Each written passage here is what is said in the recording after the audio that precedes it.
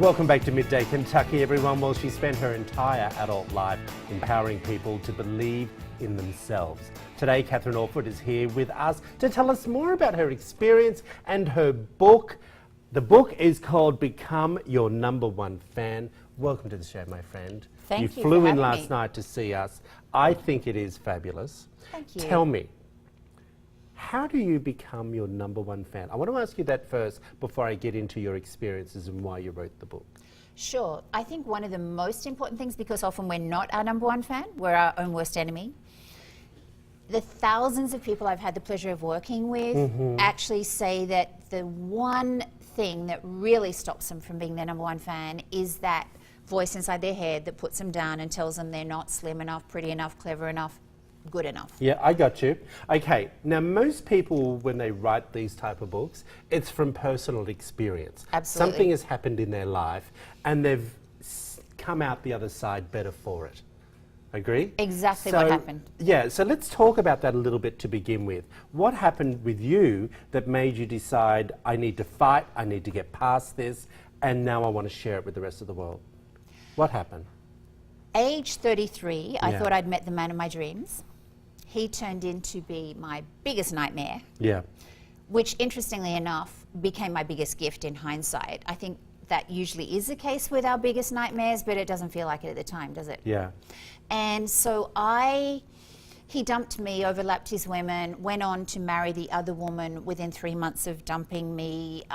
That's enough to send you to bed for 6 months. Yeah, and I soldiered on. I Yeah. put on my superwoman cape, Yeah. as women are very good at doing, Yeah. pretended I was okay, and then I couldn't sustain it, and so I was having anxiety attacks, and I was in a pretty dark hole. And prior to that, I'd had an extremely successful School of Performing Arts in Sydney, and I just... Sydney, Australia? Yes. I didn't know you were from Australia.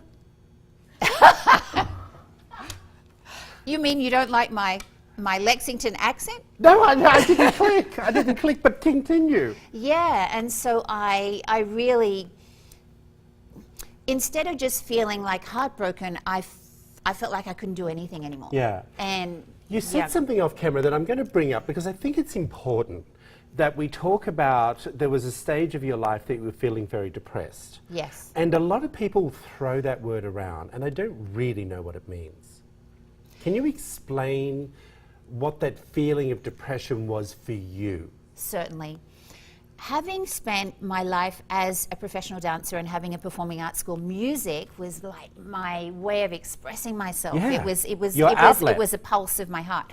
And when I turned on music and I felt numb, Yeah. that was like, I don't want to be here. So that was my lowest point, and I had these rose-colored glasses, typical Sagittarian out there, always seeing the better things in life. And then all of a sudden, those rose-colored glasses were replaced with murky gray ones, and all I could see were the bad things in the world. How low did you get? Incredibly low. Yeah. Yeah.